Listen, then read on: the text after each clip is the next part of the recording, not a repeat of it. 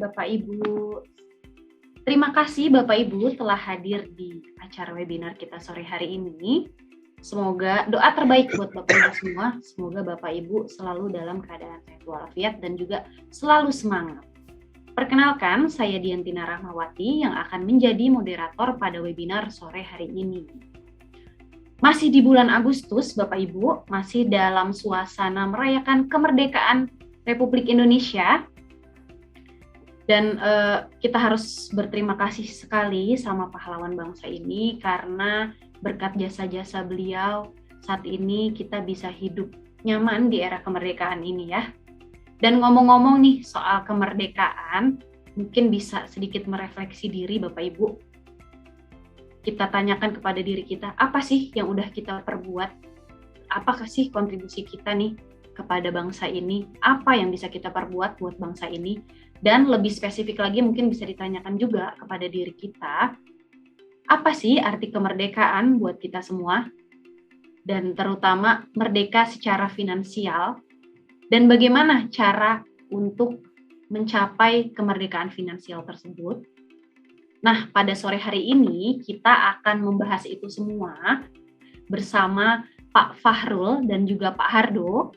Tentunya merupakan pembicara yang hebat-hebat semua ya Bapak Ibu ya. Pak Hardo ini merupakan Kepala Seksi Perencanaan dan Pengembangan Pembiayaan Proyek SBSN, DJPPR Kementerian Keuangan, dan juga Bapak Fahrul Fulvian selaku Chief Economist and Head of Fixed Income Research PT Trimegah Sekuritas Indonesia. Kita sapa dulu ya ke para narasumber kita. Halo, selamat sore Pak Hardo dan juga Pak Fahrul. Apa kabarnya nih Bapak? Baik, kabar saya Bapak. Pak Fahrul, gimana Pak Fahrul? Sehat Pak? Iya, alhamdulillah Pak. Gimana kabarnya Pak Hardo Pak? Alhamdulillah, tetap semangat dan segar terus alhamdulillah. Oh iya Pak, harus Pak. Mantap. Lagi sibuk apa nih Pak Hardo nih? Iya Bu Dian, saya saat ini sedang fokus untuk penyiapan proyek SBSN untuk 2022, Bu Dian. Saat ini sedang masuk dalam pembahasan di DPR. Semoga segala sesuatunya bisa berjalan lancar dan bisa sesuai dengan target yang sudah ditetapkan. Seperti itu Bu Dian. Menarik sekali ya Pak Hardo ya. Wah, nanti mungkin bisa diceritain sedikit-sedikit nih Pak kaitannya dengan boleh. 15. Boleh Bu Dian. Terima kasih. Pak Fahrul gimana nih Pak? Lagi sibuk apa nih Pak? Iya, paling kita belakangan lagi sibuk update investor ya belakangan ini. Karena kan orang pada nanya itu kenapa harga obligasinya naik terus. Ini kan naik lagi ya Mbak Dian ya, harga obligasinya. Yes. Nanti boleh diceritain juga ya Pak Fahrul ya, terkait update market dan juga seputar obligasi. Iya, oke, boleh nanti kita kita cerita sedikit ya kondisi pasar obligasi kita ya. Yes. Dan juga mungkin nanti bisa di-share juga nih sama Pak Hardo dan Pak Fahrul nih, makna dari merdeka secara finansial menurut Bapak-Bapak ini apa. Oke, tapi sebelum memulai Bapak Ibu, ada beberapa rules yang akan kita sepakati ya di awal. Jadi untuk Bapak Ibu yang nantinya mau bertanya, itu bisa drop di box yang Q&A ya Bapak Ibu ya, jangan yang chat. Jadi nanti takutnya yang di grup chat itu tertumpuk, kita nggak terlewat oleh kita. Nanti pertanyaannya akan saya pilih dan akan dijawab oleh masing-masing dari pembicara ya Bapak Ibu. Dan yang tentunya nggak kalah yang ditunggu Bapak Ibu semua yang sudah hadir di sini ya. Nanti di akhir acara akan diumumkan pemenang dari 3 unit SR15. Yang pertama itu untuk teman-teman yang tadi sudah ikutan kuis di Instagramnya Trimegah Sekuritas, yang sudah sharing mengenai makna merdeka finansial untuk kamu apa sih? Nanti kita bacain pemenangnya siapa. Dan juga Bapak Ibu yang telah hadir dari sore hari ini jangan khawatir, masih ada dua unit SR15 nih yang belum ada pemenangnya. Caranya gimana untuk memenangkannya? Bapak Ibu bisa menyiapkan pertanyaan terbaik ya di drop Q&A nanti. Dan 2 pertanyaan terbaik nanti akan memenangkan 2 unit SR15 tersebut. Oke, tanpa berlama-lama, oh ya, untuk Bapak Ibu yang belum memfollow Instagramnya Trimegah Sekuritas, jangan lupa di follow, dan juga YouTube dari Trimegah Sekuritas juga jangan lupa di follow. Dan setiap hari juga kita ada acara Market Talk ya, yang tayang dari Senin hingga Kamis jam 12, dan juga ada Invest Talk setiap hari Jumat jam 4:30 sore. Dan buat teman-teman atau Bapak Ibu yang punya Clubhouse juga bisa join di Clubhouse-nya Trimegah @trim.sekuritas, itu setiap Selasa dan Kamis pukul 4 sore. Tanpa berlama-lama, mari kita mulai bincang kita sore hari ini. Oh ya, buat selamat datang juga Bapak Ibu dari ini ya, DJPPR wilayah Sumatera ya. Nanti mungkin bisa isi absen ya Pak ya, nanti ada di kolom chat linknya. Terima kasih. Oke, tanpa berlama-lama, mari kita mulai bincang-bincang kita sore hari ini. Oke Pak, kita sambungkan sama tema kita sore hari ini ya, yaitu terkait kemerdekaan finansial nih. Kalau menurut siapa dulu nih? Pak Hardo nih. Apa nih makna merdeka finansial versi Pak Hardo? Ya, Bu Dian, untuk pertama saya mengucapkan dulu, kita menyapa dulu ke Bapak Ibu semua, para hadirin yang sudah Bapak Ibu, rekan-rekan milenial yang sudah hadir join di webinar Trimegah ini. Assalamualaikum warahmatullahi wabarakatuh. Salam sehat untuk semua kita, dan alhamdulillah kita bisa berkumpul ya Bu Dian, Pak Fahrul, dalam kesempatan ini, karena memang nilai kesehatan dan nikmat kesehatan itu sangat-sangat berharga saat ini ya. Ternyata bisa bernafas bebas itu luar biasa, nikmatnya luar biasa, dan alhamdulillah kita bisa bersama pada kesempatan kali ini untuk bisa lebih mengeksplor terkait dengan suku retail ini. Apa sih suku retail, gimana cara berinvestasinya? Nah, pertanyaannya Bu Dian nih, merdeka finansial. Nah, merdeka itu memang artinya kita bisa bebas ya. Bebas secara ininya, harfiahnya. Untuk merdeka finansial sendiri adalah menurut pandangan saya adalah kondisi bebas untuk menjalankan hal-hal yang disukai kita, namun pastinya harus sesuai dengan norma dan etika yang berlaku di masyarakat, tidak asal bebas untuk melakukan sesuatu. Nah, untuk melakukan sesuatunya itu kita tanpa perlu lagi berpikir dari mana dan bagaimana membayar pengeluaran terkait kebutuhan kita itu. Jadi seperti itu. Bebas untuk menjalankan hal-hal yang disukai, tapi pastinya sesuai dengan norma dan etika yang berlaku di masyarakat, tanpa perlu lagi berpikir dari mana dan bagaimana membayar pengeluaran itu. Seperti itu, Bu Dian, dari saya terkait merdeka finansial. Oke, terima kasih Pak Hardo. Lalu kalau dari Pak Fahrul sendiri apa Pak arti dari makna dari merdeka finansial? Iya, makasih Mbak Dian. Kalau saya lebih lihat itu makna merdeka finansial itu adalah punya kehidupan itu yang pas, Mbak. Yang pas. Pas itu bagaimana? Kira-kira misalnya ketika kita mau beli mobil baru, pas ada uangnya. Ketika anak mau sekolah, pas ada uangnya juga, Pak. Iya benar. Ketika kita mau naik haji, pas juga ada uangnya, benar. Kayak gitu kan. Ketika kita mau beramal, misalnya mau berkurban, sedekah, wakaf, lain-lain juga pas ada uangnya. Saya lihatnya kemerdekaan finansial itu sesuatu kita yang pas itu tadi. Itu saya lihat semuanya itu pas sesuai dengan kebutuhan kita masing-masing. Nah, supaya kita bisa memenuhi kebutuhan tersebut dan bisa pas hidupnya, itu tentunya ada seninya, Mbak. Kira-kira kayak gitu. Begitu kira-kira, Pak, menurut saya, Pak. Bener banget, Pak. Jadi pas butuh selalu ada gitu ya, Pak ya? Pas butuh, pas ada. Nah, ya. Betul. Kalau Pak Hardo tadi merdeka itu bebas ya, tapi tanpa merugikan orang lain gitu ya, Pak Hardo ya? Sesuai dengan norma dan etika, Mbak. Betul. Masyarakat ini. Betul. Bisa dibilang halal ya, Pak? Wah, halal dan toib, Mbak. Halal dan toib. Oke. Nah, menarik nih, Bapak Ibu. Tadi Pak Fahrul juga bilang ada seninya tuh untuk kita bisa setiap kita punya kebutuhan pas terus ada dananya, ada ininya. Gimana tuh caranya Pak Fahrul untuk mencapai itu semua? Nah, kalau banyak kita ngobrol itu kan kalau kita itu untuk supaya hidup itu sukses pasti dari awal kita kecil ya. pasti selalu diajarkan sama orang tua kita, sama guru-guru kita, bahwa kalau mau sukses itu dari awal itu kita harus bisa hemat, harus bisa disiplin.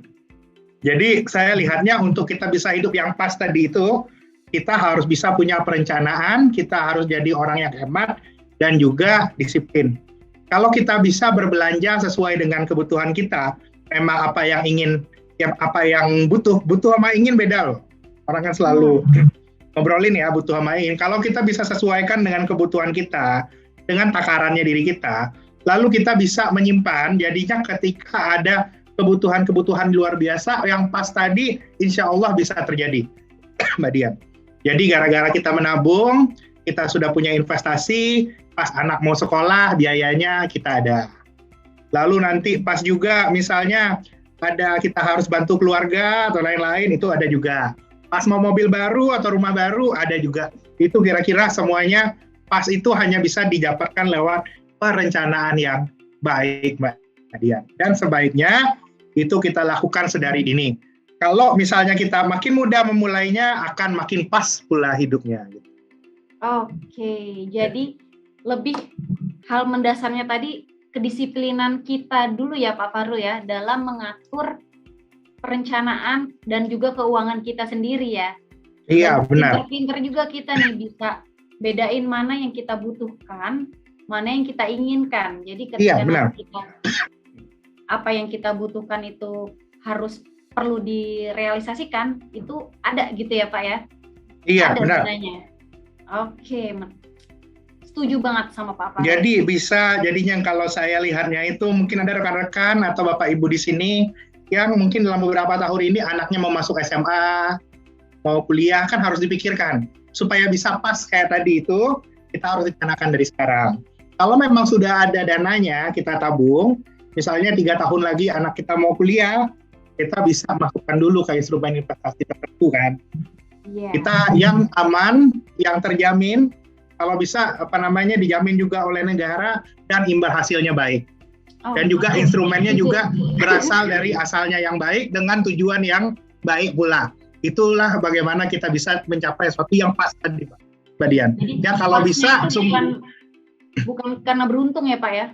Bukan karena beruntung, kita harus merencanakan. Iya. Iya, oke, setuju banget Pak Farul. Oke, sekarang kalau dari Pak Hardo sendiri nih Pak. Kalau dari Pak Hardo sendiri gimana tuh Pak? Upayanya Pak Hardo dalam mencapai tadi kemerdekaan finansial versinya Pak Hardo. Ya, Bu Dian.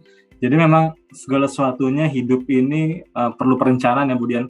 Terkadang kan orang ada yang berbicara, oh saya hidup ngalir aja nih, hidup ngalir aja. Nah seperti itu.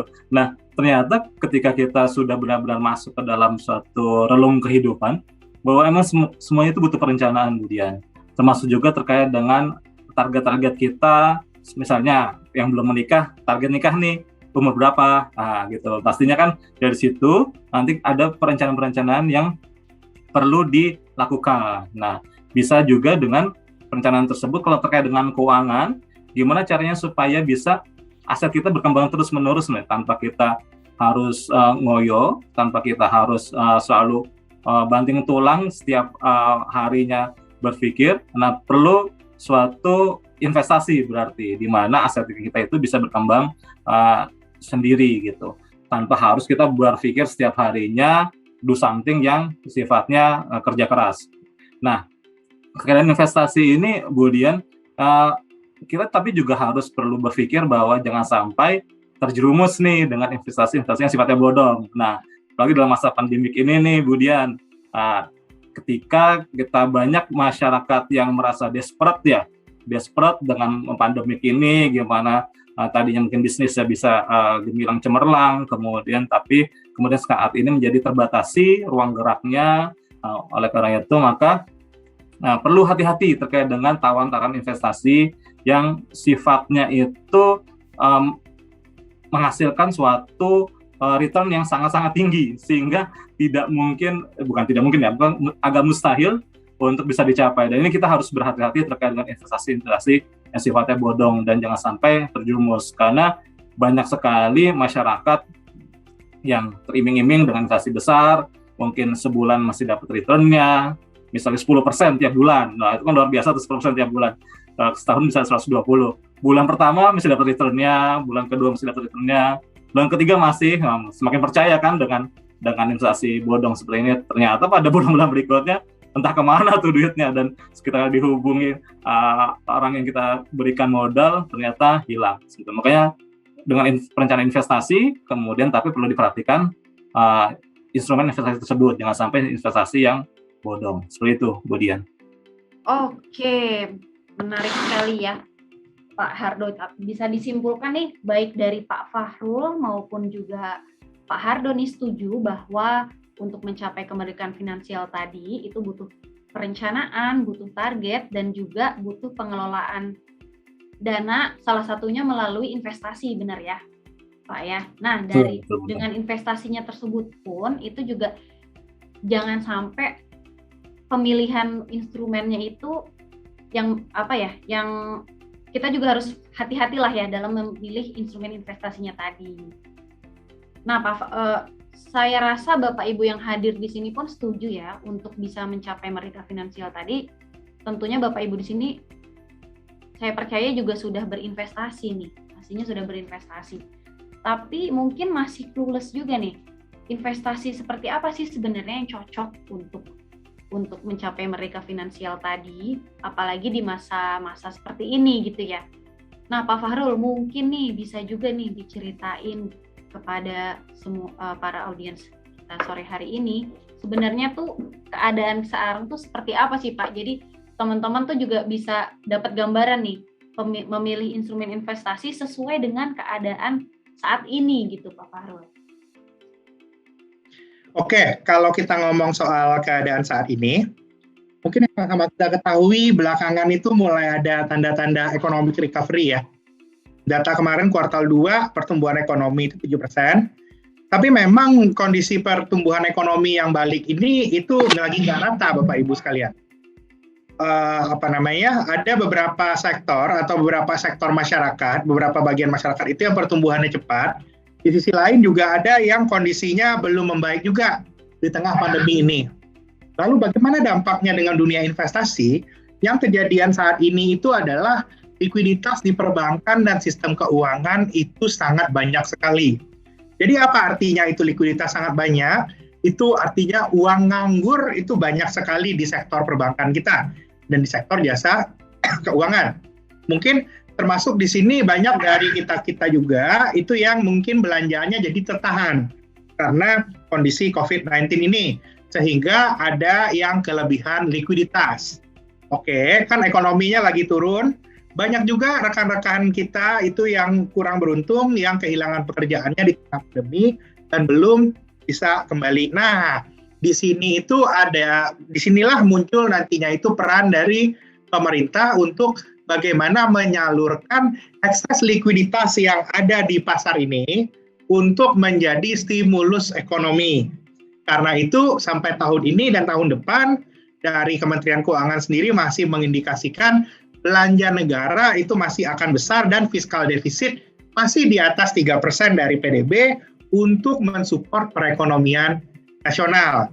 Dan kalau saya melihatnya untuk menyukseskan program pemulihan ekonomi nasional ini, tapi di sisi lain juga memberikan kepada diri kita investasi dengan return yang bagus, lebih tinggi daripada hanya sekedar menabung.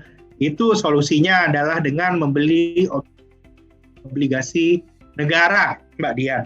Dengan kita ikut membeli obligasi negara, selain kita dapat return yang baik, itu juga akan menjadi kontribusi kita dalam mempercepat pemulihan ekonomi.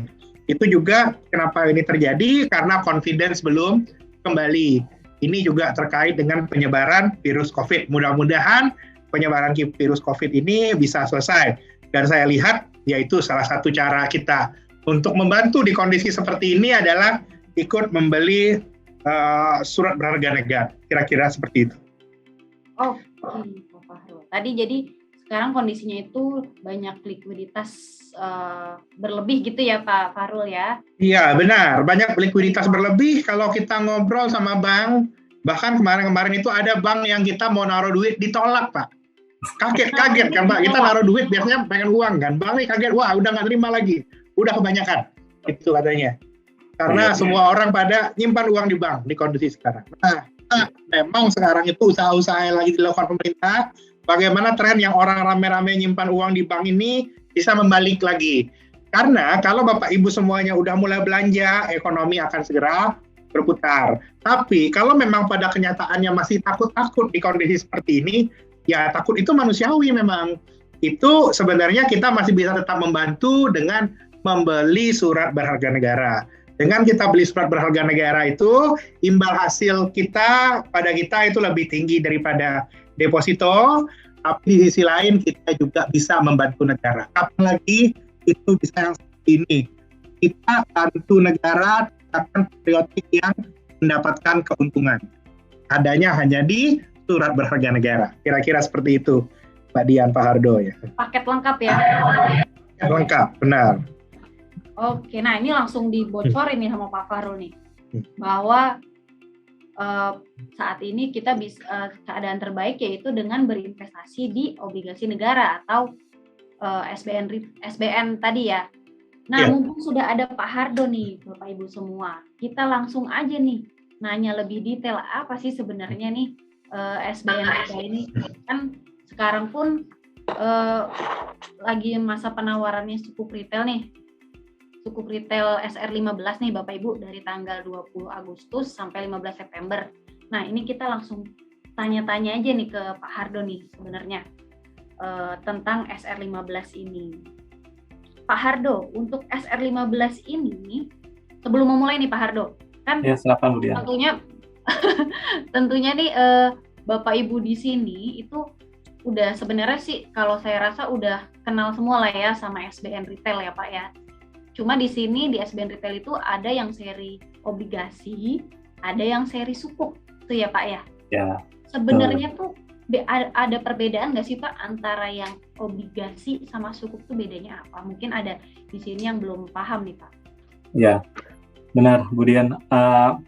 Bapak Ibu semua dan rekan milenial, jadi memang berbeda ya. Terkadang orang pada saat waktu dulu awal-awal tahun 2000-an memandang sukuk itu sebagai obligasi syariah ya, gitu. Tapi sebenarnya agak berbeda gitu, agak berbeda maknanya. Kalau obligasi itu kan sifatnya konvensional dan biasanya seperti bond ya, surat utang ya, tanpa harus ada underlying-nya. Nah, beda dengan sukuk. Dalam hal ini kita coba untuk langsung ke sukuk retail ya, Bu Dian. Beda. Kalau sukuk itu memang berprinsip syariah, Bu Dian. Namun untuk investornya tidak hanya menutup untuk investor-investor yang berbasis agama Islam saja, tidak. Tapi juga lebih luas cakupannya, Bu Dian.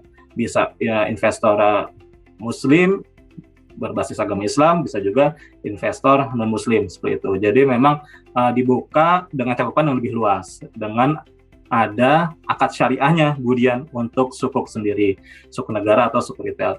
Itu ada akad syariahnya, di mana akad syariah untuk sukuk retail ini dan suku-suku lainnya itu kami selalu berkoordinasi dan meminta fatwa dan opini syariah dari DSN MUI. Jadi tenang aja bagi investor ya, kan investor berbagai jenis macamnya ya, ada yang benar-benar memegang prinsip syariahnya, ada juga yang memegang returnnya berapa nih, seperti itu. Nah bagi yang para investor yang benar-benar memegang kesyariahannya, jangan khawatir terkait dengan seluruh instrumen investasi dari sukuk negara ini, untuk retailnya disebut sukuk retail, itu sudah ada opini syariah dari DSN MUI dengan akad ijarah aset to be lease, Bu Dian, dengan underlying-nya proyek-proyek pemerintah dan barang milik negara. Nah, kita Bu Dian dan Pak Fahrul dan Bapak Ibu semuanya, bahwa kita perlu juga mengenal nih bahwa untuk kenapa nih, terkadang banyak pertanyaan, kenapa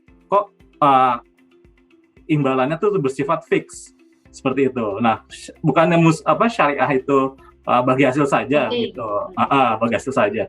Nah, semua itu tergantung dari akadnya, Bu Dian, akad yang melandasi atas suatu instrumen tersebut. Nah, untuk instrumen sukuk retail ini akadnya adalah ijarah aset to be lease, yang mana adalah sifatnya ijarah yaitu sewa menyewa, Bu Dian. Jadinya hal ini menyebabkan bahwa imbal hasilnya adalah berupa fixed return gitu, bukan variabel atau imbal bagi hasil, seperti itu, Bu Dian. Jadi memang ada perbedaannya yang sangat mendasar, yaitu pertama itu adanya akad, kemudian juga adanya underlying aset yang melandasi atas transaksi tersebut. Seperti itu, Bu Dian. Oke, jadi benar nggak nih Pak? Berarti misalkan nih underlying asetnya ini pakai aset negara, misalkan suatu gedung gitu ya Pak ya? Ya. Terus dijadikan underlying pakai akad ijarah aset tubilis tadi ya Pak ya. Dan gedungnya ini disewain gitu ya Pak Hardo ya, gedungnya disewain hak manfaat. Ada imbal hasil dari penyewaan gedung tersebut. Nah, iya, betul. Hasil dari penyewaan tersebut yang menjadi dasar pembagian imbal hasil tadi gitu ya Pak ya. Iya, seperti itu. Seperti itu. Jadi secara asal usul imbal hasilnya itu sudah ini ya Pak ya, sudah lebih confirm gitu ya, karena ada underlying asetnya tadi ya yang betul. Ya. Oke, paham Pak Hardo. Nah, ini kan untuk yang SR ini sekarang yang ditawarkan SR15 ya Pak ya, berarti sudah ada 15 seri SR nih. Sudah 14 SR sebelumnya ini diterbitkan. Itu berarti kalau saya tidak salah itu dari tahun 2009 Pak. Dari seluruh penerbitan 14 penerbitan SR ini Pak, kalau boleh tahu sudah terrealisasi seberapa banyak tuh Pak, dan digunakan untuk apa dananya Pak? Ya, baik Bu Dian, Bapak Ibu semua, para hadirin dan rekan milenial, bahwa penerbitan suk negara retail ini sampai dengan SR14 dan Bu Dian, perlu saya jelaskan bahwa sukuk retail ini sebenarnya bukan sukuk retail ya, maksudnya sukuk yang untuk masyarakat individu itu sebenarnya ada dua jenis, Bu Dian, ada sukuk retail dan ada sukuk tabungan. Nah, dari hasil penerbitan 14 sukuk retail dan 7 seri sukuk tabungan ini sudah terkumpul dana 242,6 triliun, seperti itu. Nah, untuk penggunaan dari dana tersebut, kami sangat concern, kemudian kami berpikir gimana caranya bahwa negara itu ketika menerbitkan sukuk retail, sukuk tabungan itu hasilnya bisa dikembalikan lagi ke masyarakat. Nah, ini kami gunakan untuk membiayai proyek-proyek infrastruktur, kemudian proyek infrastruktur kami bangun selama dari tahun 2013 sampai dengan saat ini kami masih terus mengelola, kemudian juga berkoordinasi dengan para kementerian teknis dalam hal pembangunan proyek infrastruktur tersebut, dan kami sendiri banyak sektor dalam pembangunan proyek-proyek tersebut, Bu Dian.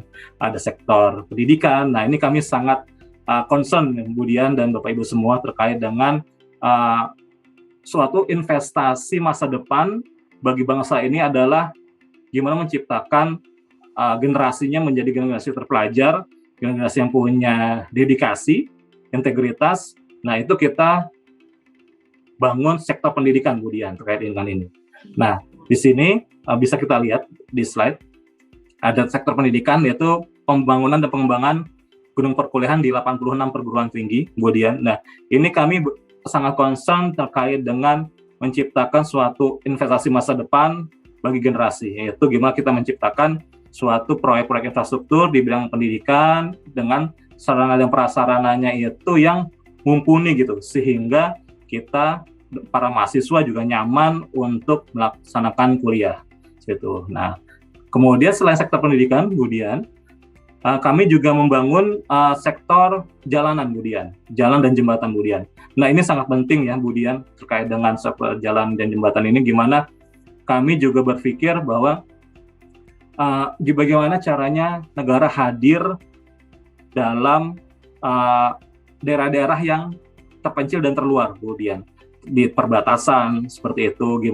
Mungkin kalau kita lihat di Jakarta itu kita sarana sudah banyak ya, terpenuhi macam-macam ya. Tapi kita coba di daerah itu masih terbatas, Bu Dian, dan kami coba hadir untuk daerah terpencil dan terluar tersebut, sehingga untuk memperkecil resiko adanya disintegrasi bangsa dari daerah tersebut. Nah, contohnya ketika misalnya kami buat jembatan di daerah Papua, Budian, itu menghubungi 2 pulau yang selama ini terpisah, kemudian kami buat jembatan sehingga sarana tersebut bisa menjadi lalu lintas transportasi masyarakat sehingga memudahkan untuk perdagangan mereka, dan itu negara hadir di situ. Selain itu juga kemudian kami juga dari penerbitan Sukuk ini ada pembangunan jalur kereta api. Nah, ketika kita coba di Jakarta, nih kita bisa lihat nih Budian, nanti coba cek ke Manggarai, itu ada stasiun Manggarai, itu ada stasiun yang sudah dibangun gedungnya, dan itu akan menjadi pusat. Jadi nanti di Jakarta, Budian dan Pak Fahrul, itu pusatnya stasiun kereta api nanti di Manggarai, seperti itu, bukan di Gambir lagi. Jadi di Manggarai nanti itu akan terintegrasi semuanya, baik yang untuk kereta api KRL maupun juga kereta api Jawa, semua terintegrasi ke stasiun Manggarai. Kemudian selain itu kami juga concern terkait dengan pengembangan sektor pertanian, Budian, Pak Fahrul, dan Bapak Ibu semuanya, gimana caranya menciptakan ketahanan pangan. Nah, ini Kementerian Pertanian ini baru tahun 2021 ini untuk kita biayai untuk proyek-proyeknya, dan kami coba untuk gimana caranya Indonesia bisa memiliki ketahanan pangan yang kuat sehingga tidak perlu menjadi negara pengimpor untuk hal-hal yang sebenarnya bisa dilakukan di negeri ini, seperti itu. Kemudian juga ada pembangunan sumber daya air. Di sini kita coba untuk membangun irigasi, kemudian untuk coba pencegahan banjir juga. Kemudian juga ada pembangunan taman nasional, kemudian juga ada pembangunan riset dan penelitian. Di sini ada LIPI, LAPAN, dan BSN, kemudian juga ada Batan juga. Kemudian juga terkait dengan pembangunan kantor urusan agama dan manasik haji, Pak Fahrul dan Budian. Jadi pas kemarin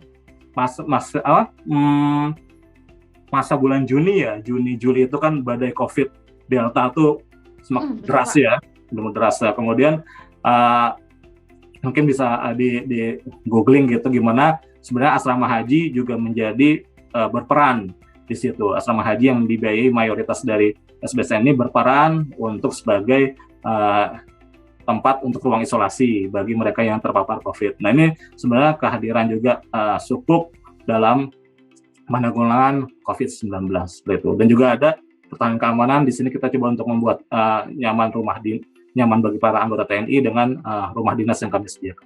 Seperti itu, Budian dan Pak Fahrul. Jadi memang banyak sektor yang kami biayai dari suku negara ini. Terima kasih, Budian. Tahu nih Pak Hardo, ternyata mulia sekali ya penerbitan Sukuk Retail ini ya, banyak banget manfaatnya, dan itu juga kembali lagi manfaatnya untuk kita semua gitu ya Pak Hardo ya. Betul Budian. Jadi gimana supaya potensi dalam negeri Pak Fahrul, kita buat return yang agak lumayan premium ya Pak Fahrul sebenarnya Sukuk Retail ini ya. Iya benar Pak. Tinggi ya Pak. Nah, dibandingkan deposito jauh Pak ya. Benar Pak Fahrul. Kita coba bandingkan untuk jadi deposito. Iya Pak, jadinya nggak cuma buat kita sendiri manfaatnya, selain dapat imbal hasil tadi, tapi juga buat teman-teman, buat semua warga negara Indonesia gitu ya Pak. Iya. Emang kita untuk mengentertain investor domestik Pak Fahrul, Budian, dengan Sukuk Retail ini, sehingga dana yang dikeluarkan oleh pemerintah juga untuk mengembangkan sumber daya dan potensi masyarakat Indonesia gitu. Di samping juga nanti hasil dari penerbitannya untuk penggunaan proyek infrastruktur, di mana juga kembali ke masyarakat seperti itu untuk aktivitas sehari-hari. Buat itu, terima kasih. Angker ternyata nih dananya dari Sukuk Retail loh. Angker anak kereta Pak. Oh iya benar Budian. Ya semoga kedepannya akan lebih nyaman lagi dengan kereta, karena memang untuk fasilitas perkereta apian kita fokus untuk supaya membuat lebih cepat lagi untuk lalu lintas. Terima kasih Budian. Siap, wah ini bermanfaat banget ya Pak. Ini berarti sesuai dengan ini ya Pak ya, keterlibatannya Pak Hardo ya di perencanaan dan pengembangan pembiayaan proyek SBSN ya. Ya, salah satu yang Budian dengan tim-tim kami semuanya Budian. Iya, wah terima kasih loh Pak Hardo dan tim. Oke, kalau gitu Pak Hardo, setelah kita tahu nih manfaatnya tadi sebegitu besar, mungkin bisa di-share juga Pak buat Bapak Ibu di sini yang mungkin ada yang belum tahu juga nih dari produknya sendiri itu karakteristiknya seperti apa sih Pak Hardo? Jadi Bu Dian, Pak Faru dan Bapak Ibu semuanya, untuk Sukrital ini berarti Bu Dian ya? Kita langsung ke Sukritalnya ya berarti ya? Iya, benar Bapak Ibu. SR15 ini Pak. Benar. Sukrital SR015 ini memang kami mulai masa penawaran dari tanggal 20 Agustus sampai dengan 15 September. Nah, sekarang ini sudah tanggal 26 Agustus, jadi masa awal, tapi Bapak Ibu jangan sampai terlena. Oh, ini masih awal nih. Oh, bisa nanti untuk diskon retailnya, jangan seperti itu. Nanti khawatirnya ketika sudah pada pekan kedua ataupun nanti pekan ketiga, khawatirnya nanti akan sudah habis gitu untuk misalnya ke bank, misalkan di bank itu kan atau di perusahaan efek seperti Tribunah ini ada kuotanya ya Bu Dian, Pak Fahrul, ada kuotanya yang harus benar banget capai. Pak. Oleh karena itu makanya mumpung sekarang masih di fase awal, nah ayo kita mulai cari-cari info dan beli SR015 ini. Nah, untuk karakteristik SR015 ini bahwa SR015 itu diterbitkan oleh pemerintah Republik Indonesia melalui perusahaan penerbit SBS Indonesia. Kemudian bentuknya adalah tanpa warkat atau scriptless. Nah, ini sebenarnya sangat aman sekali Bapak Ibu semuanya, bahwa dengan scriptless ini tidak perlu nanti kalau hilang berarti nggak bisa dong untuk mencairkan atau apa. Nah, semua sudah record by system seperti itu.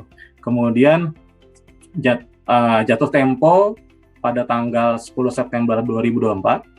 Kemudian tingkat imbalannya untuk SR015 ini yaitu 5,1% per tahun seperti itu. Nah, ini sangat-sangat menarik, dan kalau dibandingkan return deposito untuk bank-bank BUMN, nah ini lebih tinggi, jauh lebih tinggi seperti itu. Makanya itu betul. Sayangnya dari kami tim DJPPL nggak bisa beli Bu Dian karena ada kode etiknya. Titipin dananya Bu Dian. Iya Pak, kuponnya buat saya tapi. Ya, jadi 5,1% per tahun Bapak Ibu semuanya. Nah, ini jauh lebih tinggi dibandingkan dengan return untuk deposito bank-bank BUMN. Kemudian pembayaran kupon pertama atau imbalan pertama itu pada tanggal 10 Oktober 2021, yaitu sifatnya short coupon. Kemudian tradability bisa tradability-nya tradable, bisa diperdagangkan di pasar sekunder, tradable mulai tanggal 11 Desember 2021 atau setelah berakhirnya masa holding period seperti itu. Gitu ya Pak ya. Benar Bu Dian. Kemudian kemudian minimal pembeliannya ini 1 juta rupiah Bapak Ibu semuanya, minimal 1 juta rupiah. Kemudian maksimal pemesanannya juga 3 miliar seperti itu. Oleh karena itu diharapkan dengan nilai minimal ini bisa lah ya untuk hampir semua lapisan masyarakat Indonesia bisa untuk membeli investasi SR015 ini. Kemudian penetapan hasil penjualan itu tanggal 20 September 2021. Jadi di sini nanti ketika Bapak Ibu pesan dan Bapak Ibu perlu diingat ya, ketika misalnya membeli di atas 3 miliar ini otomatis nggak akan bisa Bapak Ibu semua, karena pasti akan ketahuan oleh sistem dan akan langsung di-cut. Jadi memang maksimalnya 3 miliar. Oleh karena itu ketika penetapan ini semuanya by sistem sudah clear semua, baik itu yang untuk pembelian atau pemesanan di atas 5 miliar udah pasti di atas 3 miliar sudah tepat. Kemudian akad di sini kita untuk SR015 menggunakan ajar aset to business, tadi seperti yang saya sampaikan dan tadi Bu Dian juga pertegas lagi. Kemudian untuk settlement-nya SR015 itu bertanggal 22 September 2021 dan underlying yang digunakan adalah proyek dalam APBN 2021 dan BMN atau barang milik negara seperti itu. Jadi di combine terkait dengan dua underlying tersebut. Seperti itu Bu Dian. Terima kasih Bu Dian. Oke, nah Bapak Ibu jangan sampai kelewat tadi kalau Pak Hardo sudah sampaikan, dari tanggal 20 Agustus sampai 15 September. Pengalaman nih ya Bapak Ibu dari seri-seri sebelumnya nih, ini SBN ini sudah habis sebelum masa penawaran selesai Bapak Ibu. Jadi jangan nunggu sampai di akhir-akhir masa penawaran baru mau rencana beli nih. Jadi kalau bisa, kalau sekarang udah ready dananya, better langsung pesan aja Bapak Ibu. Nggak akan ada ruginya deh buat beli produk SR ini Bapak Ibu. Dan tadi kalau di state sama Pak Hardo ya, itu mungkin di sini Bapak Ibu ada yang masih belum tahu nih Pak Hardo. Tadi kan perlu di tradable ya, atau minimum holding period sampai dengan 11 Desember. Nah itu maksudnya adalah bahwa si SR ini cuma butuh waktu 3 bulan aja nih buat di hold sama Bapak Ibu. Habis itu kalau Bapak Ibu mau melakukan penjualan di pasar sekunder tuh monggo banget, bisa dijual berbelikan di pasar sekunder gitu, dan punya potensi capital gain atau capital loss. Nah, ngomong-ngomong soal capital gain, capital loss nih, Pak Fahrul, tadi kan kalau Pak Hardo bilang nih, imbal hasil dari SR15 ini di 5,1% ya, Pak Fahrul. Sementara untuk government bond yield 3 tahun tuh tadi, kalau nggak salah di 4,7 ya, Pak Fahrul ya? Artinya iya, sudah di bawah 5%, 4,7. Jadinya pada dasarnya saat ini sukuk retail itu sudah diberikan yield yang lebih tinggi daripada government bond. Jadinya karena sukuk retail ini tradable ya Mbak Dian ya. Yes. Bisa diperjualbelikan. Maka nantinya di pasar sekunder yield to maturity-nya itu akan mengikuti dengan yield surat berharga negara dengan tenor yang sama. Berarti dari yield to maturity yang sekarang itu sekarang ini yang karena kita di par value ya, di 100 ya ngeluarinnya itu ada di 5,1%, naik ke 4,7, jadi harusnya di kondisi saat ini itu kita bisa ada kenaikan harga itu sekitar 2-4%. Lumayan banyak dong Pak. Jadi masih ada kemungkinan kenaikan harga dari SR ini sendiri. Nah, kenapa ini Kak saya bilang itu katakan menarik? Ini menarik juga karena di tengah-tengah sekarang yang harus kita waspadai adalah market kan lagi takut dengan sentimen tapering. Oke. Nah, dan dengan adanya sentimen tapering ini, orang kan lagi hati-hati, dan di sini kita lihatnya opportunity yang ditawarkan oleh SR15, yang mana itu instrumen yang imbal hasil ditawarkannya itu lebih tinggi dibandingkan instrumen yang dengan rating yang serupa, yaitu surat berharga negara dengan tenor 3 tahun itu lebih tinggi. Ini memberikan sebuah keamanan lebih dengan membeli SR15. Kira-kira seperti itu. Nah, tuh Bapak Ibu. Jadi di tengah isu-isu tapering ini, memiliki SR15 itu bisa dikatakan instrumen yang stabil lah ya Pak Fahrul ya. Iya, benar. Dan untuk obligasi negara, saya selalu menyarankan kepada rekan-rekan semuanya, belilah obligasi negara ini tujuan utamanya, itu sebaiknya jangan capital gain. Kalau capital gain itu saya lebih lihatnya sebagai bonus.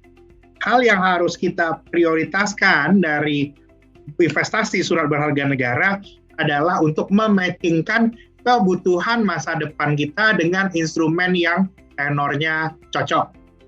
Jadinya misalnya keluarga muda yang anaknya 3 tahun lagi sekolah, cocok, belilah SR15. Aman, di atas deposito, tidak buat pusing kepala. Kalau kita 3 tahun masukin ke saham, ini uang sekolah anak loh. Kalau investor saham kan kita selalu bilang investasikanlah uang dingin.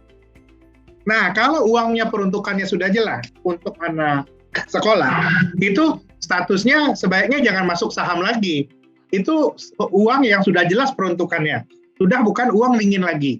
Makanya lebih baik investasikanlah ke instrumen seperti SR atau ORI. Dan misalnya nanti baru punya anak 3 tahun lagi masuk sekolah, saran saya ini pas lagi bulan Agustus. Bulan Agustus 2021 akan jatuh tempo pula bulan Agustus 2024 ya Bapak ya. Yes. Itu pas banget sama musim bayaran sekolah. Bapak Ibu sekalian, saya rasa ini pas sekali. Itu yang saya lihat ya. ini sebagai instrumen untuk mematchingkan antara cash yang kita punya dengan kebutuhan di masa depan. Kira-kira seperti itu. Oke, jadi terima kasih Pak Farul buat Bapak Ibu yang punya kebutuhan agak sekitar 3 tahun ke depan ataupun agak lebih panjang, itu sangat cocok sekali nih untuk membeli sukuk retail ini.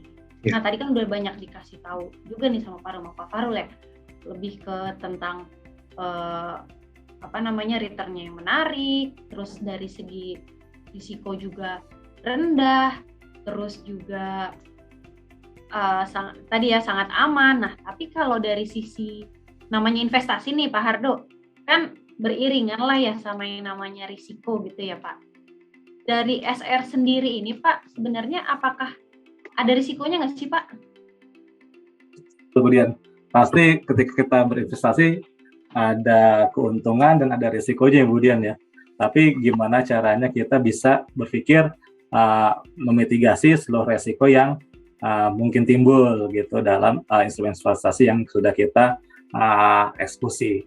Nah, untuk SR015 ini ada 3 risiko investasinya ya kemudian, dan perlu kita ketahui sehingga kita bisa memitigasi dari sejak awal terkait dengan ketiga risiko ini.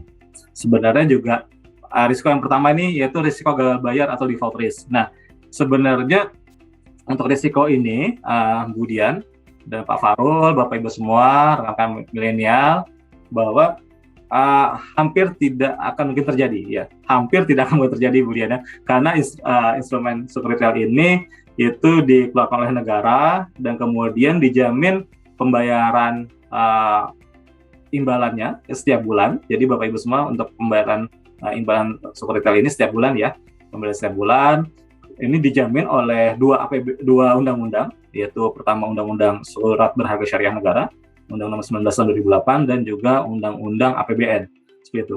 Jadi untuk kemungkinan gagal bayarnya ini sangat-sangat kecil sekali dan hampir tidak ada gitu, karena dijamin dan aman oleh negara seperti itu untuk pembayaran imbalannya setiap bulan dan pokoknya ketika jatuh tempo nanti.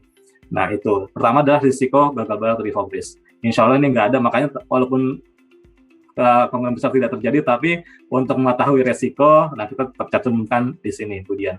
Kemudian untuk yang kedua adalah risiko likuiditas. Nah, di sini risiko likuiditas yaitu ketika misalnya kita butuh dana ya dan mungkin ingin dijual di pasar sekunder, tapi di sini ada kesulitan. Nah, di sini sudah kami buat jurus mitigasinya nih, yaitu apabila misalnya Bapak Ibu semua ketika butuh dana dan sangat sekali, maka untuk menjual sukuk retail ini silahkan Bapak Ibu semua menghubungi untuk mitra distribusi atau di mana ini ada bank dan perusahaan efek untuk bisa menjual SR015-nya ketika sedang butuh dana. Dan tapi ingat ya Bapak Ibu semua, coba untuk lebih utamanya hubungi medis di mana tempat Bapak Ibu membeli di awal, itu mungkin lebih mudah untuk transaksinya.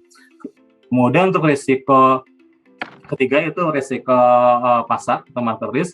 Nah, ini ketika tadi seperti disampaikan oleh Pak Harul, ketika misalnya ingin diperjualbelikan di pasar sekunder, di mana ingin memperoleh ada capital gain-nya, dan kita perlu memperhatikan ketika kita jual SR015 di pasar sekunder ini ada dua risiko, yaitu ada dua kemungkinan yaitu untung atau rugi. Nah, kita perlu perhatikan nih nilai SR015 di pasar sekunder itu ketika kita ingin memperjualbelikan itu berapa nilainya seperti itu. Ketika nilainya turun, mungkin lebih baik di hold saja dulu dan lebih baik kemudian kita bisa jual ketika harganya sedang naik di atas dari par seperti itu. Dan kita bisa menanyakan ya, Pak Farul dan Bu Dian di Trimega disediakan akomodasi untuk ini ya, mengetahui nilai SR ya. Yes, pada saat betul, ini di pasar sekunder berapa sih harganya? Nah, itu silakan tanya ke Bu Dian dan Pak Farul dan tim Trimega untuk harga SR di pasar sekunder per harinya berapa, seperti itu. Jadi seperti itu, jadi pastinya ada risikonya, namun ketika kita mengetahui cara dan jurus untuk memitigasinya, nah itu lebih baik dan lebih aman, seperti itu. Betul. Terima kasih, Bu Dian. Iya, setuju banget ya Pak. Risiko asal kita tahu cara mitigasinya, tentunya jadi lebih lebih terukur ya. Dan kalau saya lihat ini risiko-risikonya pun, risiko terbesarnya tadi risiko gagal bayar ya. Tapi sudah termitigasi dari adanya jaminan pada APBN kita. Jadi Bapak Ibu nggak usah khawatir sama sekali ya, udah dijaminnya sama negara loh. Jadi nggak usah takut nih ada risiko gagal bayar ya. Ya, betul, Bu Dian. Juga likuiditas ya, risiko likuiditas. Tentunya di sini Trimegah sebagai sebagai mitra distribusi itu berkomitmen untuk menjadi standby buyer. Jadi kita akan memfasilitasi investor juga nih untuk memberikan harga market setiap harinya. Dan prosesnya pun juga mudah untuk bisa melakukan penjualan ini Bapak Ibu. Jadi jangan khawatir nih bahwa Bapak Ibu kesulitan mengalami pencairan dari sukuk retailnya ini jika nanti ingin dijual. Dan tadi kalau risiko market sendiri, kalau dari view-nya Pak Fahrul, tadi juga justru view-nya itu malah lebih ke gain-nya ya. Jadi nggak ada alasan sih sebenarnya untuk ragu lagi nih beli SR15 gitu. Bapak. Iya, karena pada dasarnya SR15 ini adalah satu-satunya instrumen investasi yang terjangkau oleh masyarakat luas dengan yield yang menarik dan juga masih dijamin oleh negara. Bukan begitu, Pak Hardo? Dijamin oleh APBN ya Pak? Satu-satunya instrumen investasi yang ada. Itu harus kita consider ada di dalam portofolio kita. Betul. Dan mungkin satu yang tadi kurang, Bu Dian, Pak Farul, terkait dengan pajak, Bu Dian, Pak Farul. Oh iya, pajaknya lebih rendah ya Pak. Pajaknya berapa sih Pak? Tadi ada yang tertinggal. Jadi pajaknya untuk SR tuh 15%, Bu Dian, Pak Farul, dan ini lebih rendah dibandingin pajak deposito ya, yang 20% ya. Dan ini salah satu faktor yang menguntungkan kenapa kita harus membeli sukuk retail, di mana returnnya lebih tinggi, kemudian juga bahkan pajaknya lebih rendah, sehingga tanpa ada keraguan lagi kita ayo bergegas untuk beli sukuk retail SR015. Dan sayangnya kami nggak bisa kemudian, itu dia, dari itulah kami nggak bisa. Saya tetap nawarin Pak Hardo kalau mau nitip boleh loh Pak. Siap kemudian. Nah betul tuh Bapak Ibu. Jadi nggak ada alasan lagi untuk nunda-nunda beli SR15. Jadi tahu kan kenapa sukuk SBN ini selalu habis sebelum akhir masa penawaran? Karena sebegitu menariknya Bapak Ibu. Dan gimana cara untuk beli SR15 ini? SR15 ini bisa dibeli di 30 mitra distribusi ya, Pak Hardo ya. Salah satunya adalah Trimegah Sekuritas. Gimana caranya? Yang pertama, mungkin bisa dibantu Devina ya. Yang pertama, syaratnya mudah. Bapak Ibu punya KTP warga negara Indonesia yang sudah terdaftar di Dukcapil ya. Jadi harus iKTP nih. Lalu juga memiliki rekening bank untuk penerimaan imbal hasil dan juga pokok dari sukuk retailnya nanti, dan juga melakukan pembukaan rekening di Trimegah Sekuritas ya.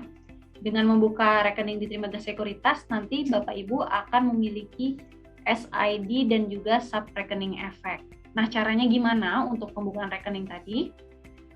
Yang pertama, Bapak Ibu bisa mengunjungi website Trimegah di sbn.trimegah.id. Ya, saya ulang, di sbn.trimegah.id.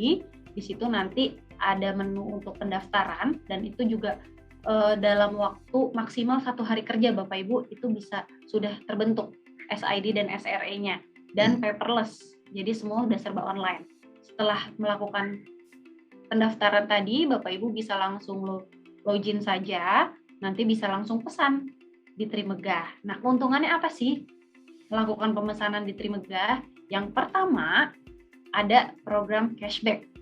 Oke. Yang pertama, kita punya program cashback. Jadi cashback ini akan kita berikan bersamaan dengan imbal hasil SR15 pertama.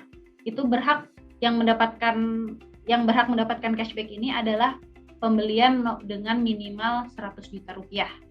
Selain itu juga kita ada program buyback. Apa tuh buyback? Jadi buyback adalah program membeli kembali SR15 Bapak Ibu di harga dan waktu yang telah kita sepakati nih pada saat beli.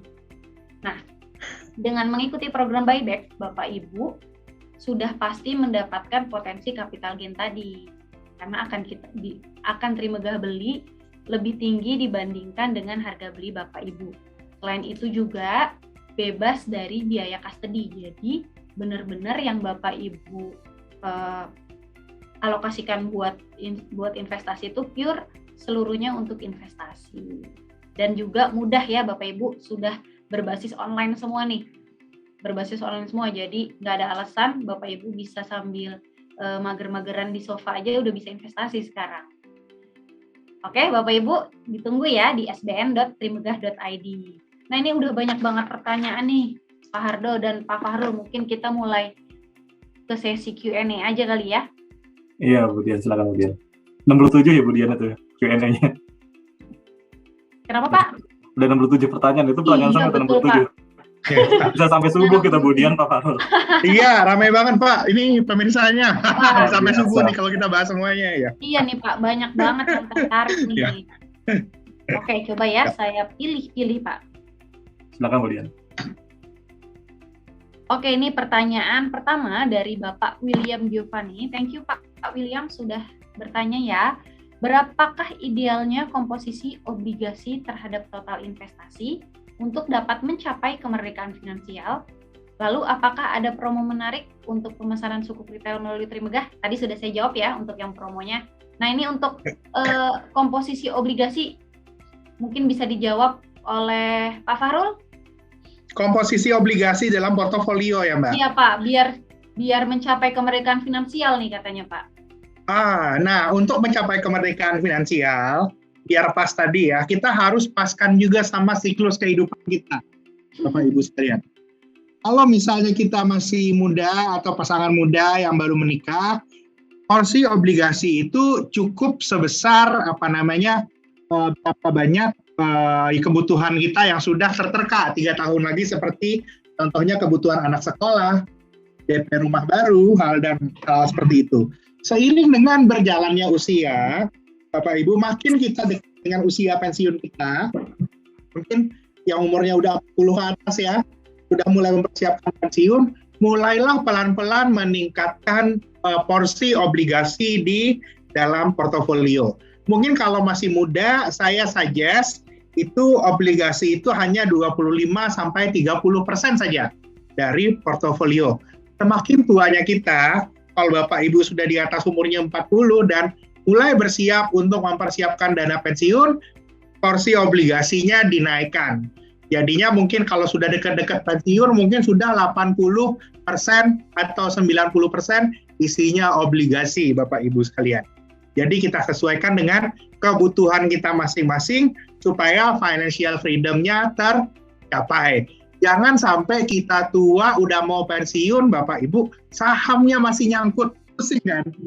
Kalau kita masih muda, masih bisa berpikir nanti siklus ekonomi berubah, sahamnya akan naik. Kalau yang sudah tua itu fasenya, kalau bahasa financial planner-nya, sudah bahasanya preservation. Kita sudah mulai mempersiapkan, nantinya sudah kita pensiun, obligasinya bisa dicairkan untuk kehidupan kita di hari tua. Jadinya supaya bisa financial freedom, supaya bisa dapat kehidupan yang pas seperti yang saya ceritakan tadi, kita harus sesuaikan juga dengan kebutuhan, juga dengan usia, Bapak Ibu sekalian. Kira-kira seperti itu, Mbak Dian. Thank you, Pak Fahrul. Ya, Pak William, semoga menjawab ya, Pak. Lanjut nih ke Bapak atau Ibu Joe. Di sini menanyakan lebih ke Pak Hardo nih. Apakah SR15 bisa diwakafkan dan apakah bisa diagunkan ke bank atau digadaikan? Mungkin bisa dibantu Pak Hardo? Ya, baik. Terima kasih Bu Joe atas pertanyaannya. Kemudian saya coba untuk menjawab. Jadi kalau untuk SR015 ini untuk wakaf, emang berbeda ya Bu dengan instrumen. Kami juga Bu Dian, kami ada instrumen namanya CWLS, Cash Wakaf Link Swap, dan ini agak berbeda dengan SR015, di mana untuk SR015 ini imbalannya akan diterima oleh investor seperti itu. Nah, sedangkan kalau untuk yang CWLS, kami juga ada CWLS untuk yang individu, itu imbalannya itu tidak diterima investor, tapi imbalannya akan digunakan untuk program-program sosial, di mana sudah dicanangkan oleh para nazir. Nah, itu ada pembahasan berbeda lagi, Bu Dian. Jadi memang agak berbeda Bu Joy dengan untuk SR015 ini. SR015 ini memang untuk pure investasi dan returnnya akan diterima oleh para investor setiap bulannya, seperti itu. Kemudian tadi yang kedua apa Bu Dian? Mohon maaf, lupa saya. Bisa digadaikan nggak Pak? Oh iya, oke. Nah, terkait dengan fasilitas gadai ini, Bu Dian, Bapak Ibu semua, Bu Joy. Jadi ada beberapa bank bisa dijadikan sukuk retailnya sebagai jaminan untuk pembiayaan. Ada beberapa bank gitu. Tapi itu benar-benar memang diskresi dan keputusan dari masing-masing midis mitra distribusi ya, dalam hal ini bank lah ya. Dalam ini bank. Nah, dari pemerintah sendiri itu tidak ada mengharuskan atau menganjurkan gitu. Semuanya itu memang fasilitas dari para midis untuk gimana menarik investor berinvestasi di sukuk retail, di mana nanti sukuk retailnya bisa dijadikan jaminan pembiayaan oleh bank tersebut. Tapi sebenarnya emang ini tergantung dari midis ya Bu Dian. Seperti itu. Siap. Terima kasih Pak. Jadi sudah ada instrumen tersendiri ya untuk wakaf. Untuk wakaf tadi ya Bapak Ibu. Ya. Dan untuk tadi menambahkan untuk gada ya. Mungkin kalau di Trimegah sendiri ada case juga. Jadi lebih ke jaminan buat hutang sih Pak. Bisa dijadikan jaminan untuk pengajuan kredit juga gitu. Oh, ya. Ini langsung dijawab oleh Bu Dian ini, Bu Joy. Jadi langsung investasi di sini aja nih di Trimegah. Nanti malam ini tentunya udah sampai kuota penuh nih Pak Fakhrul. Ini saya mau begadang nih Pak. Pantau nih Pak. Iya. Oke, lanjut. Terima kasih Pak Hardo. Ya. Pertanyaan nih lebih ke Pak Fakhrul nih kalau saya lihat. Tadi kan kita lebih banyak bahas mengenai makronya ya, Pak Fakhrul ya, ini dari Pak Ahmad Ananda. Kalau dari faktor mikronya seperti apa nih, Pak Fakhrul, yang bisa dijadikan pertimbangan dalam membeli SR ini? Mikro, apa ada faktor mikro? Kalau faktor mikronya yang saya suka pada instrumen syariah ini adalah instrumen syariah ini ada underlying-nya Bapak Ibu. Ada proyek spesifik yang distatementkan, yang itu menjadi yang dengan akad ijarah lease yang diterangkan oleh Pak Hardo tadi, itu jadi sebuah hal yang harus kita pertimbangkan. Kalau yang ORI dan SBN biasa itu dijaminkannya dengan pendapatan negara. Kalau yang sukuk retail ini secara spesifik ada barangnya Bapak Ibu. Bisa kita lihat ada gedung tertentu biasanya ya Pak ya, atau proyek tertentu yang dibuat dari proyek ini, itu menjadi faktor yang bisa menjadi pertimbangan kita. Ini ada underlying-nya loh. Ada dasarnya dengan konsep ijarah itu kan konsep yang berdasarkan lease. Pada dasarnya Bapak Ibu sebenarnya secara tidak langsung memiliki aset yang menjadi buying dari dari sukuk ini. Lalu pemerintah menyewa dari kita, kira-kira kan seperti itu. Itu ya kita bisa lihat pertimbangan mikronya. Ini barangnya ada underlying-nya. Ini berbeda dari obligasi biasa yang tidak spesifik ini underlying-nya. Lebih ke tadi ya Pak ya, lebih ke syariahnya tadi ya. Iya benar, ini instrumennya syariah juga kita harus lihat. Kalau saya cenderung melihat sebenarnya sukuk ini kita mendapatkan interest rate yang imbal hasilnya itu sama dengan SBN, tidak terlalu beda, tapi ini sebenarnya kualitasnya lebih prime karena ada aset di belakangnya. Lagian ini juga sudah dijaminkan juga dengan pendapatan negara. Terima kasih Pak Fakhrul jawabannya. Ya. Ini ada yang bertanya nih dari Ibu Tika Komala, bisa dijawab bebas Pak. Kalau dibandingkan dengan investasi emas, lebih menarik mana nih Pak? Sama-sama, bisa dibilang sama-sama safe haven kan ya? Kalau emas kita mesti tahu dulu Bapak Ibu sekalian. Kalau emas itu musuh emas yang utama itu adalah kenaikan suku bunga. Kalau suku bunga naik, kita punya sukuk ini, kita masih dapat interestnya terus-terusan. Kalau emas kita mau jual harganya sudah turun. Karena itu saya lihat tergantung kebutuhannya. Kalau kebutuhannya benar-benar jangka panjang untuk misalnya wealth preservation sampai 10 atau 20 tahun lagi kita nggak ada kebutuhannya, boleh simpan emas. Tapi kalau kebutuhannya kayak saya ceritain tadi, sesuatu yang pasti 3 tahun lagi akan kita pakai atau untuk anak sekolah atau ada bangun rumah dan lain-lain, sukuk ini akan lebih baik. Karena ada pada waktu di masa depan uang kita akan kembali langsung bisa kita pergunakan tanpa perlu kita mencairkannya. Kita dulu punya SR ini. Dulu seri yang masih 8,3%, Mbak. SR 008, saya ingat. Saya punya itu dulu. Saya juga kaget pada waktu itu, habis udah 3 tahun saya punya SR itu, tiba-tiba, kok tiba-tiba uang saya nambah. Oh, ternyata ada SR-nya jatuh tempo. Itu kejadian loh Pak, saya nggak tahu, ternyata investasi saya udah jatuh, sudah dapat ya. Imbal hasilnya sudah dapat, uangnya tiba-tiba kembali. Itu juga kelebihannya. Kalau kita punya emas, kita mesti liatin harganya. Yang diliatin tiap hari harganya itu biasanya nambah stres juga, Bapak Ibu. Karena itu saya menyarankan obligasi negara SR ini itu adalah instrumen untuk mengurangi tingkat stres kita di pasar keuangan. Kira-kira seperti itu.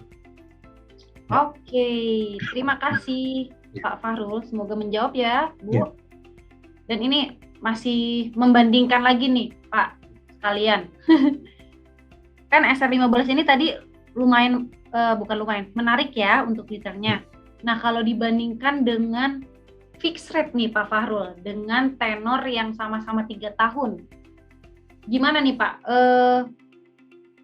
untuk melihat sisi yang cocoknya sama investor tuh gimana kalau dibandingkan sama fixed rate tenor 3 tahun nih Pak? Yang tinggal kalau saya lihatnya masalah keterjangkauan ya sebenarnya. Kalau kita mau beli fixed rate yang tenor 3 tahun, saya nggak tahu Mbak Dian. Paling misalnya kayak Trimegah mungkin satu dari sedikit sekuritas yang menawarkan FR fixed rate, tapi kita jual ke retail ya. Yes, paling rendah nominalnya berapa Mbak Dian kita nawarkan? Kalau di Trimegah itu 50 juta Pak. 50 juta paling rendah. Sementara SR ini? 1 juta. 1 juta.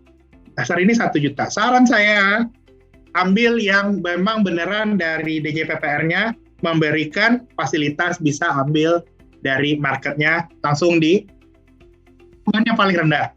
Karena kecenderungannya di pasar FR itu, di mana transaksi obligasi itu biasanya yang normalnya itu 1 miliar, ketika kita hendak membelinya dengan pecahan yang lebih rendah lagi, harganya akan cenderung lebih mahal. Bukan begitu Mbak Dian?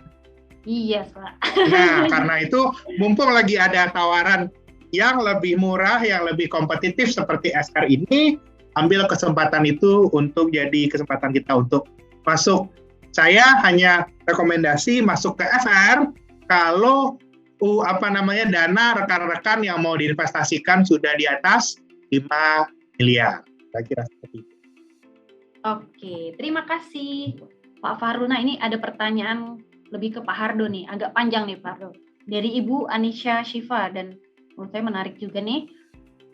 Mohon dikoreksi jika salah, SBN ini kan dapat diartikan bahwa pemerintah berutang kepada masyarakat. Kegiatan ini juga sekaligus meningkatkan basis investor di Indonesia. Namun jika melihat bahwa Indonesia juga berhutang ke luar negeri, bagaimana perbandingan bunga hutang yang harus dibayar pemerintah ke luar negeri dengan imbal hasil yang diberikan pemerintah ke retail Indonesia? Karena saya sering mendengar bahwa SBN yang dikeluarkan pemerintah ini bisa dibilang premium, yang artinya imbal hasilnya di atas rata-rata obligasi atau sukuk pada umumnya. Jika ternyata bunga hutang yang dibayar ke luar negeri lebih rendah, seharusnya apakah akan lebih baik jika memperbesar porsi hutang Indonesia ke luar negeri? Oke, bagaimana jika sebaliknya? Terima kasih. Gimana Pak Ardo? Jadi lebih ke perspektif ini ya, cost dari penerbitan dari hutang ke dalam negeri atau luar negeri gitu ya Pak?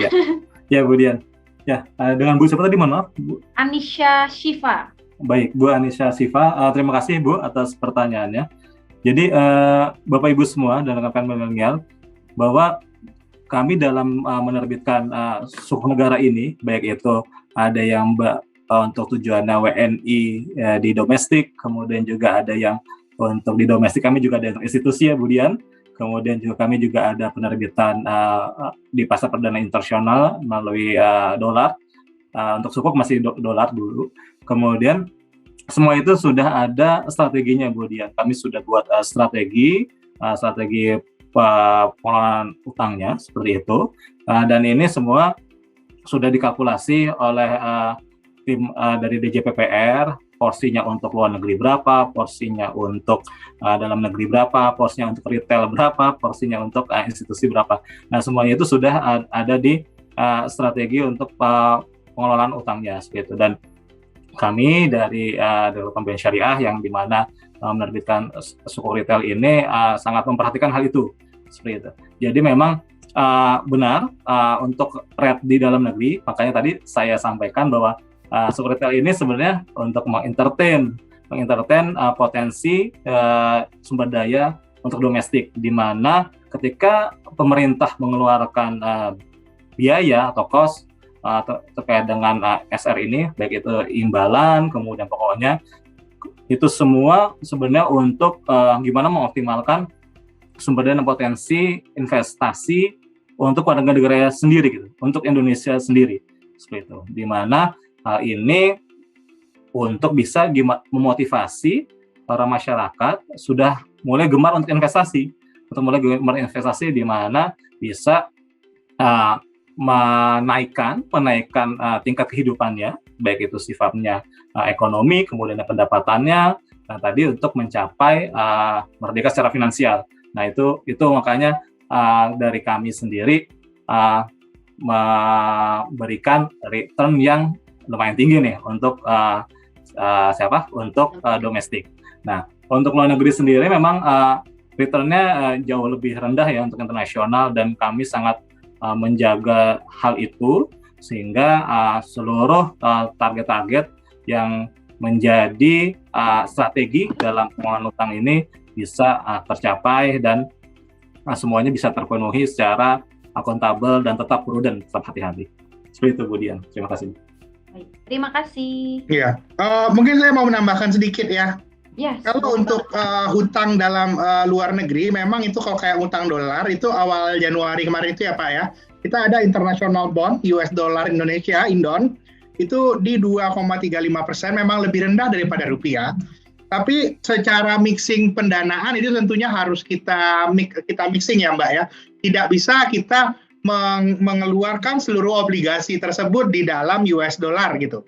Karena kalau semakin banyak kita mengeluarkan obligasi dalam US dollar, itu akan meningkatkan hutang luar negeri kita dan tentunya akan meningkatkan resiko dari balance sheet negara Republik Indonesia kalau terjadi pelemahan rupiah yang sangat signifikan. Karena itu juga di sisi lain membanjirnya likuiditas domestik itu sudah membawa tingkat suku bunga kita turun juga. Jadinya kalau sekarang misalnya Ibu Anisha Shiva itu kita sekarang kan menawarkan 5,1%. Saya ingat 2016 saya beli 8,3%. Ada dasarnya dengan semakin baiknya kondisi Indonesia, tingkat suku bunga itu akan turun juga dengan sendirinya. Mudah-mudahan dengan pembangunan yang akan kita lakukan ke depannya, cost of fund dari Indonesia dengan cost of fund global itu kalau bahasa kerennya bisa divergence, bisa mendekat. Mudah-mudahan makin hari cost dari kita semakin rendah, kira-kira seperti itu. Baik, terima kasih Pak Hordo dan juga Pak Fahrul, bagus sekali pertanyaannya. Dan ada tambahan nih, tadi Pak Hordo, Bu Anisha ini juga tanya apakah ada target penerbitannya juga nih dari SR15 karena takut kehabisan gitu Pak. Iya, ya Bu Dian. Ada Bu Anisha. Jadi memang ada targetnya dan Trimegah pun juga ada kuotanya untuk apa yang harus dipenuhi dalam target penerbitan SRK19 ini. Jadi memang semuanya serba terukur, Bu Asifa, Bu Anissa Siva, semua serba terukur dan lebih baik kalau sekarang udah mulai coba nih kontak-kontak Bu Dian, Pak Farul dan tim nih untuk gimana cara berinvestasi SRK19 di Trimegah, dan jangan nunggu nanti besok-besok. Ayolah sekarang lah. Terima kasih Bu Dian. Oke. Iya, baik Bapak Ibu. Sekali lagi jangan ditunda-tunda Bapak Ibu, karena pengalaman nih dari kemarin tuh banyak nih yang kehabisan karena menunda nunggu akhir masa penawaran. Jadinya malah nggak dapat. Seperti itu. Nah ini lanjut lagi ya Pak Fahrul nih, lebih ke Pak Fahrul nih kayaknya. Pak Fahrul juga bisa sih.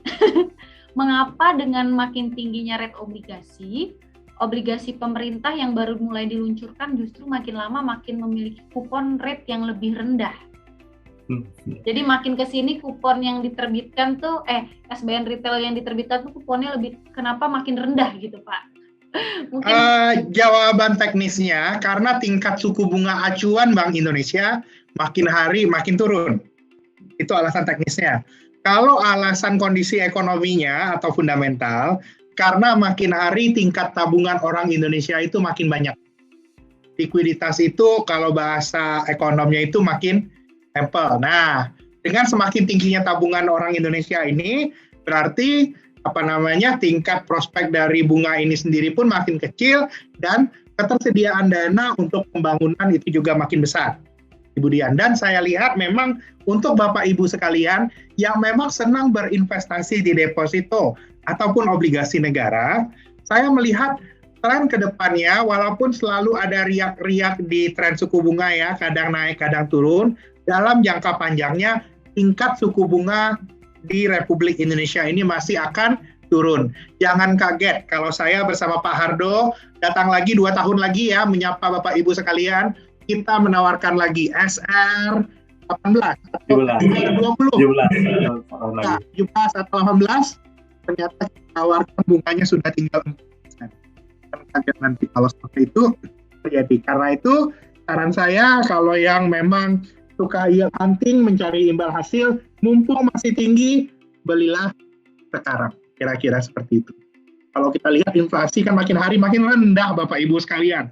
Harga ayam itu udah 3 tahun nggak naik Bapak Ibu. Kalau kita lihat ya, naik turun, tapi trennya nggak naik turun habis itu segitu lagi aja. Itu contohnya. Yes. Kondisi sudah berubah. Untuk beberapa harga barang kayak pendidikan itu masih naik, cuman hal-hal yang berhubungan dengan logistik itu inflasinya sudah mulai secara struktural turun karena keberhasilan proyek infrastruktur kita juga. Alhamdulillah, semoga pembangunan seperti ini masih bisa berlanjut lagi untuk kita ke depannya. Ya. Oke, terima kasih Pak Fahrul. Berarti ini tadi kaitannya sama yang tadi Pak Fahrul sudah jelaskan di awal ya Pak, dari likuiditas tadi. Jadi pengaruhnya seperti itu, Bapak Ibu. Nah ini Pak, ada yang nanya juga nih terkait tapering nih Pak Fahrul. Jadi terkait tapering ini nih, mumpung lagi banyak yang nanya juga nih Pak. Apa benar tapering ini akan terjadi lebih cepat, yaitu di tahun 2021, dan pengaruhnya apa sih tapering ini terhadap harga obligasi pemerintah? Dan berapa lama periode periode ketidakstabilan harga obligasi di market? Dari pertanyaan dari Pak Dewono nih, Pak Farul. Oke, terima kasih Pak atas pertanyaannya. Sentimen tapering itu sudah mempengaruhi pasar modal Indonesia dari Februari sebenarnya. Sudah mulai yoyo ya, naik turun. Tetapi yang menariknya sekarang itu pasar obligasi domestik saat ini sudah digerakkan oleh likuiditas domestik instead of investor global. Investor global porsinya sudah tinggal 22% saja, yang biasanya itu sampai 38% dari total kepemilikan investor asing. Jadinya saya lihatnya di kondisi seperti ini, di mana investor domestik itu mempengaruhi kita, pengaruh dari tapering ini saya lihat cenderung minimal. Hanya akan menyebabkan riak-riak tapi insya Allah riak aja nggak jadi gelombang. Karena itu saya lihat justru hari ini cerita-cerita tapering, bondnya masih rally lagi ya Mbak Dian ya. Jadi Yes, saat betul, Pak. ini kalau untuk pemain pasar modal kan biasanya lihat suku bunga 10 tahun Indonesia Government Bond. Sekarang sudah sampai ke level yang terendah sejak Februari. Terendah yield ini maksudnya harganya tertinggi ya. Semenjak Februari udah rally lebih kencang daripada saham, sudah di 6,1% yieldnya. Kenapa itu terjadi? Karena likuiditas dalam negeri kita tinggi mengalahkan sentimen tapering. Jadinya saya on tapering pandangannya seperti ini Bapak Ibu. Tapering ini pasti terjadi. Pertanyaannya hanya soal waktu, dan saya lihat dengan adanya masalah kondisi dari COVID Delta di Amerika Serikat yang lagi meningkat, ini akan menjadi consideration untuk menunda. Saya berada pada pihak yang memforecast tapering ini terjadinya di 2022 instead of 2021. Tapi sekalipun juga maju ke 2021, pasar saat ini 80% sudah price in, sudah ready dan mudah-mudahan tidak kaget. Di tiap ada kondisi koreksi yang material, saya lihat itu adalah kesempatan untuk membeli. Itu yang kita lihat. Oke, siap. Terima kasih Pak Fahrul. Ini sudah mau. Oke, beberapa pertanyaan lagi deh ya. Sebentar, saya pilih sebentar. Mohon maaf nih Bapak Ibu, pertanyaannya nggak bisa dijawab semua, tapi nanti mungkin bisa by email ya untuk pertanyaan yang tidak terjawab, dan untuk pertanyaan yang tadi sudah dibahas pada saat sesi discussion di awal, juga nanti saya jawab by email aja ya. Oh, ini lebih ke ini ya buat Bapak Ibu yang takut risiko. Ada yang tanya juga tadi, kalau misalkan mitra distribusi yang ditunjuk sama pemerintah ini mengalami kebangkrutan, gimana nih nasib dari investasi SR-nya nih? Apakah ikut tenggelam bersama mitra distribusinya? Kalau yang saya tadi ya Pak ya, Pak Hardo, sorry kalau saya salah, mohon dikoreksi. Bapak Ibu nggak usah takut karena tadi ya yang sudah dijelaskan juga sama Pak Hardo bahwa ini yang ngejamin tuh bukan mitra distribusi lagi, tapi justru negara udah ada di APBN Bapak Ibu. Jadi mau si medisnya yang bangkrut atau nanti presidennya pun silih berganti pun tetap dijamin sama undang-undang gitu Bapak. Iya, ini dijamin undang-undang. Jangan lupa. Betul. Jadi nggak usah harga negara jamin undang-undang ya. Nggak usah takut nih bahwa terkena tadi ya default risk tadi gitu. Benar ya Pak Hardo ya? Iya benar Bu Dian. Jadi memang Bapak Ibu semua dan para rekan milenial. Jadi emang di sini ketika Bapak Ibu menginvestasikan dananya di SR 015 ini, dananya itu masuk ke kas negara dan kemudian pembayaran untuk tingkat pembayaran imbalannya, kemudian nanti pembayaran pokoknya ketika jatuh tempo, semuanya itu dijamin oleh negara pembayarannya. Jadi MIDIS, yang namanya juga mitra distribusi, itu sebagai rekanan dari kami untuk penjualan SR 015 dalam masa penawaran ini dari tanggal 20 Agustus sampai dengan 15 September 2021. Dan Bapak Ibu nggak usah khawatir ketika misalnya ada salah satu MIDIS yang bangkrut, tenang aja, karena yang jamin adalah negara, dananya dari negara, bukan dari midis-midis, seperti itu. Oke, Bapak Ibu, sayang sekali waktu juga sudah menunjukkan hampir pukul 5:30, jadi kita harus menyudahi sesi Q&A kita. Jangan khawatir untuk Bapak Ibu yang tadi pertanyaannya belum terjawab, nanti kita bisa kasih via email ya, hasil dari Q&A kita sore hari ini. Dan untuk menutup nih Pak Fahrul dan Pak Hardo, adakah saran untuk Bapak Ibu di sini dalam berinvestasi atau mengelola keuangan untuk mencapai kemerdekaan finansial? Baik. Mungkin bisa dari Pak Hardo dulu. Ya, baik Bu Dian.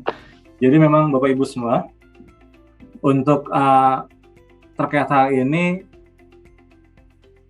kita sadari bahwa masa pandemik ini merupakan, dan sudah 1,5 tahun ya, merupakan masa yang sulit untuk dijalaninya gitu, karena ada beberapa rekan kita yang mungkin freeze dari pekerjaannya, kemudian juga ada beberapa mungkin tadi tuh bisnisnya tadi lagi trennya naik, kemudian ternyata ada pandemik ini kemudian menjadi tertutupi ruang geraknya.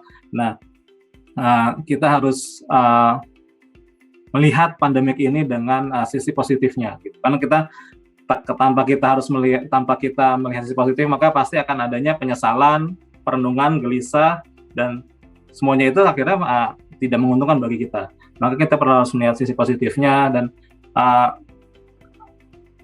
qadarullah-nya ketika pandemik ini tadinya sudah mulai stabil dan kita sudah interaksi sudah lumayan banyak di masyarakat, tapi kemudian ada badai COVID Delta di akhir Juni dan awal Juli, dan alhamdulillah sekarang sudah semakin mereda. Nah, ini pasti akan ada kekhawatiran lagi dari Bapak Ibu semuanya terkait dengan rencana-rencana, misalnya ada rencana untuk wisata, rencana untuk bepergian ke luar negeri. Nah, dana-dana itu semua sebenarnya untuk saat ini bisa dialihkan semuanya itu untuk berinvestasi di SR 015 itu. Dan melalui instrumen ini diharapkan dengan kita tidak perlu bersusah payah untuk harus banting tulang setiap harinya, dana ini akan berkembang dan penghasilannya returnnya akan diterima oleh Bapak Ibu semua di setiap bulannya, seperti itu. Dan tidak perlu khawatir, pokok dananya pasti akan ketika misalnya Bapak Ibu tidak tradable di pasar sekunder, maka akan kembali dengan otomatis setelah jatuh tempo, seperti itu. Jangan tunggu waktu nanti besok-besok, ayo kita sekarang untuk berinvestasi di SR 015. Seperti itu, Bu Dian. Terima kasih, Bu Dian. Siap, terima kasih Pak Hardo. Pak Fahrul mungkin ada tambahan, Pak, terkait Merdeka Finansial? Nah, iya, untuk terkait Merdeka Finansial, saya selalu berusaha untuk mengingatkan bahwa untuk kita berhasil semuanya dari perencanaan. Jadi untuk keberhasilan kita harus punya rencana yang matang. Nah, untuk bisa merdeka finansial, sebisa mungkin kita harus merencanakan target-target apa yang hendak kita dapatkan itu sedari dini. Kalau bisa dari muda. Target-targetnya harus yang realistis, karena dengan target yang realistis kita bisa mendapatkan lebih dari ekstra uang yang masih bisa kita tabung, yang kemudian kita investasikan. Dari target itulah nanti kita bisa mendapatkan kemerdekaan finansial, sehingga bisa semuanya itu pas sesuai yang kita inginkan. Kira-kira seperti itu, Mbak Dian. Siap, terima kasih. Jadi Bapak Ibu jangan sampai terlewat ya. Ini mumpung sedang ada masa penawaran SR15 yang bisa jadi kendaraan Bapak Ibu nih buat merdeka finansial tadi ya. Jangan sampai terlewat untuk bisa pesan di Trimegah di sbn.trimegah.id. Baik, terima kasih Pak Hardo, Pak Fahrul atas sharing sessionnya hari ini, sangat bermanfaat buat kita semua. Sebelum menutup, sesuai janji, saya akan mengumumkan pemenang dari sharing jawaban tadi ya, makna merdeka finansial, yaitu yang menang. Selamat untuk @klesi 02. Apakah hadir nih pemenangnya? Boleh raise hand. Oke, hadir ya.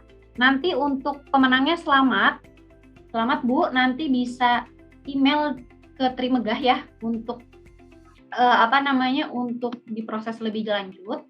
Mohon email bukti screenshot profil Instagram Bapak Ibu ke webinar2@trimegah.com atau ke devina.darmawan@trimegah.com. Sekali lagi selamat. Lalu untuk pemenang pertanyaan terbaik, yaitu ada Ibu Anissa Syifa dan juga Bapak Ahmad Ananda, double E nih ya. Selamat, nanti kita akan untuk pemenang pertanyaan terbaik nanti akan di email ya sama Trimegah untuk diproses lebih lanjut.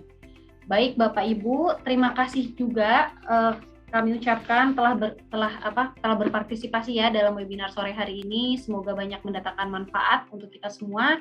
Sehat selalu dan tetap patuhi protokol. Terima kasih semuanya. Terima kasih Pak Hardo, Pak Fahrul. Terima kasih Bu Dian, Pak Fahrul, terima kasih. Bapak Ibu.